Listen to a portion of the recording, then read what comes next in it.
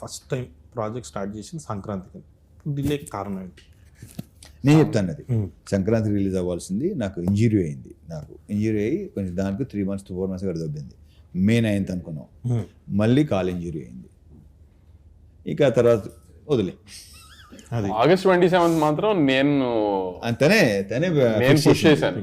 Actually మిగతా 2 sir అంటున్నారు కానీ వర్క్ సైడ్ కూడా కొంచెం స్లోగానే వెళ్ళింది. కానీ August 27th మాత్రం నేను పుష్ చేశా. ఏ జనం మన మంచికి ఓకే కరెక్ట్.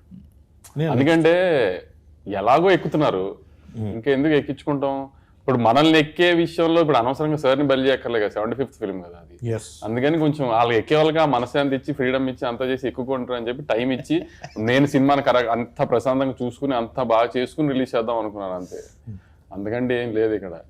కానీ మధ్యలో ఆశలు అమ్మి దుబాయ్ వెళ్ళడం టైం పట్టింది కాబట్టి కొంచెం మళ్ళీ వెనక్కి రావాలి కదా, మళ్ళీ ఆశలు కొని మళ్ళీ కొంచెం వెనక్కి వెళ్ళాలి.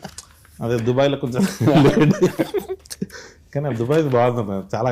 ఆ రోజు సార్ చూసాను దుబాయ్ సీన్ పోస్టర్ గా వేసారు అది.